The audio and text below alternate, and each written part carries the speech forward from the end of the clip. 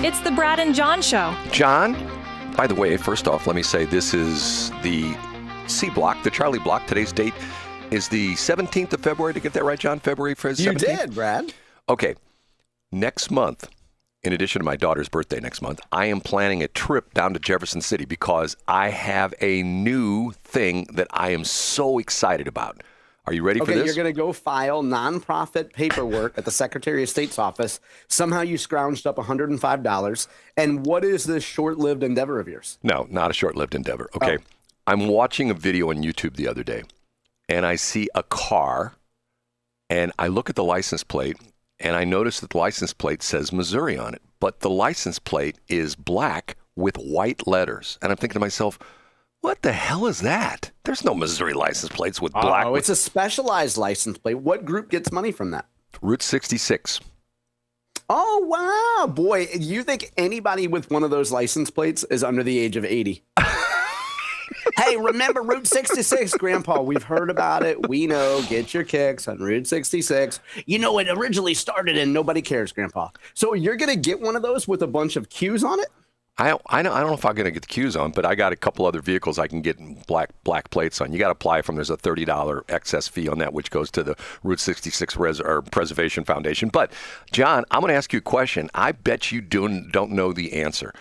Kirby Junior High used to be the second Hazelwood High School, not where I went to, because I went to the very first Hazelwood High School because I graduated in 53. And John says, there was no Hazelwood School District in 53. What did we say? Hazelwood School District started in 47, wasn't that? That's right. So with your kayfabe age, you graduated. Okay, what's your question about where Route 66 started? Okay, no, I'm saying, what's the significance of what is now, it used to be Hazelwood High School, now it's Kirby. It was Kirby when you and I went there, and now I don't know what it is. It was Hazelwood East. It's Hazelwood East Middle for a while. Yeah, I don't know the significance. What is it, Brad?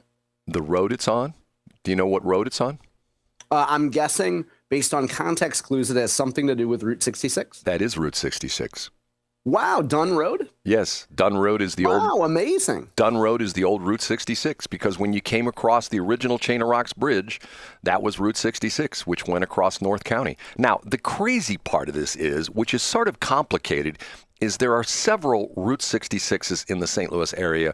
Back in the day, they didn't do like the 270 and the 170 and the 364 thing. They had various versions, and one of the things was if you came across, and I believe the deal was if you came across the old Chain of Rocks Bridge, that if you just kept going straight, that was Dunn Road, which took you all the way across North County. And then there was, I think, when you hit Lindbergh, it went down Lindbergh, but you could keep going west. I can't remember exactly how it was because Watson was Route 66 as well, too. But in North County, because that's where the Chain of Rocks Bridge came across. And matter of fact, if you go into Illinois, the road there, if you know where between, hold on, I got to clear my voice here. Actually, I had to cough. The north side of 270, but hold on a minute. I don't know where that came from. The north side of 270 between 157 and 111 in Illinois. You know where I'm talking about, basically, sort of roundabout way? Yeah, I know that. Yeah, I get the general area, yeah. Okay. That was the old Route 66 as well, too, and it's called Chain of Rocks Road. And here's an interesting thing that my dad taught me. To this day, if you build a brick house in St. Louis, this might have changed within the last couple of years. There's only one brick manufacturer left in the entire St. Louis area. Did you know this? I did not, no. Okay. Where is it? Matter of fact, there used to be brick manufacturers all over the St. Louis area because, matter of fact, on where 170 crosses 170 between the Rock Road and Page, there was a huge clay mine there at one point in time. Matter of fact, there's a lake there now, which is sort of interesting. Nobody knows about that lake because you can't see it because the sound wall is up there. But there's a lake on the west side of 170, which used to be part of the clay mine system, and they used to make the bricks over there. The company is Richards Brick in Edwardsville. I believe they're still the only brick manufacturer in the entire St. Louis area. My dad, who was a civil engineer, told me the story that the section of Route 66 in Illinois, essentially from, I believe he said, from like east of 159, most of the way to the Canal Bridge, and the Canal Bridge was somewhat new because back in the day there was no canal. You just kept going straight onto the Chain of Rocks Bridge. that roadbed is made out of bricks because Richard's Brick Company had a very influential owner who persuaded I guess back in the day it wasn't IDOT, it was something else, the Illinois Transportation Department or something like that, persuaded them to make the roadbed of Route 66 made out of bricks. Well, that's a good deal for the brick company. Did you know that Rob Hussey's great-grandpa brokered that deal? But he recused himself from the vote, so it was okay. See, I give all these factoids. You could care less.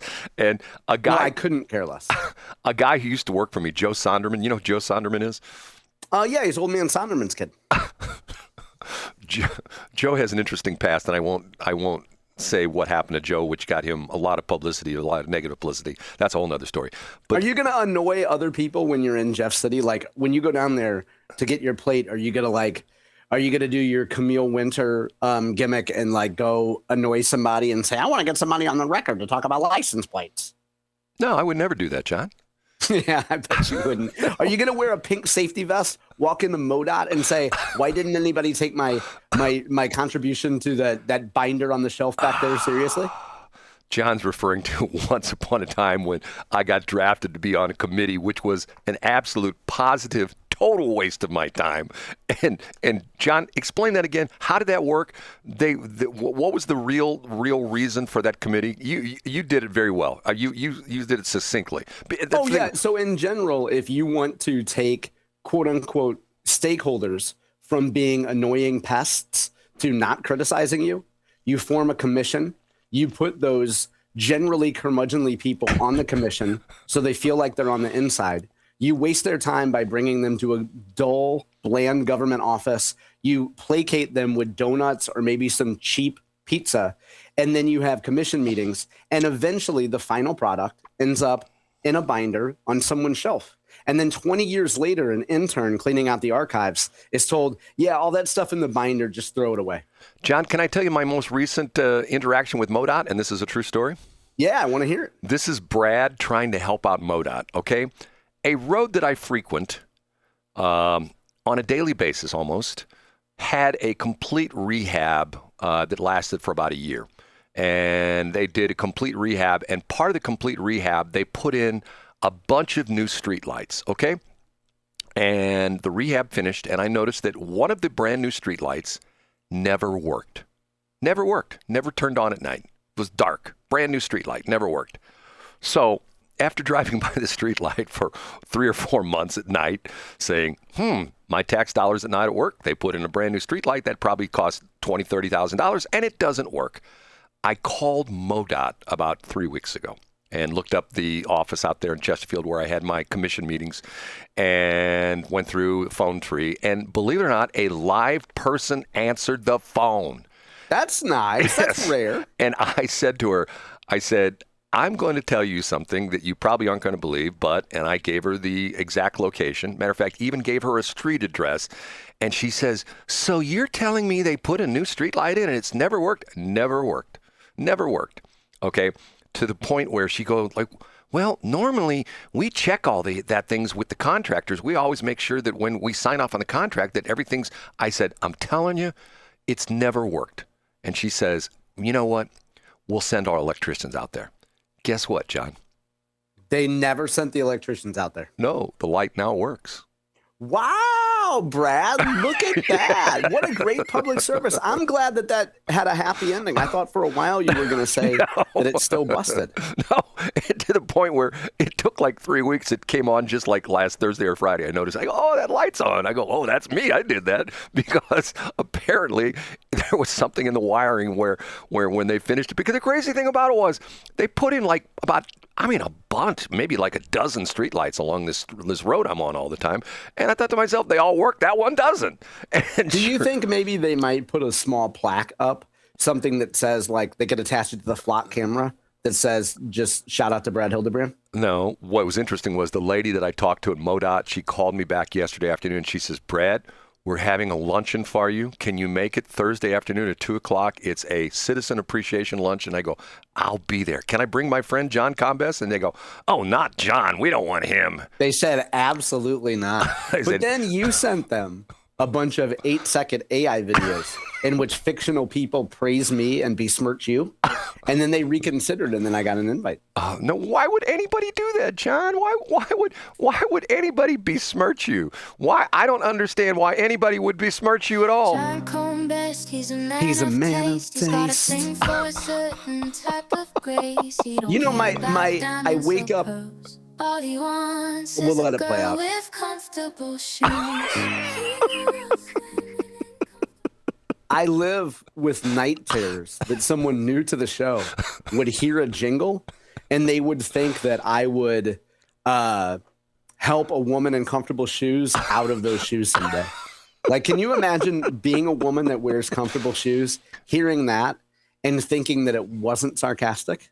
If someone on this committee then starts talking about somebody's bleach blonde, bad built butch body, that would not be engaging in personalities, correct? A what now? Brad, I'd love to stay in chat, but there's a park out in Winsville, and I'm trying to help them design a pickleball area, and I got to run. Get in a long tube with a bunch of demons. Talk to you tomorrow, John.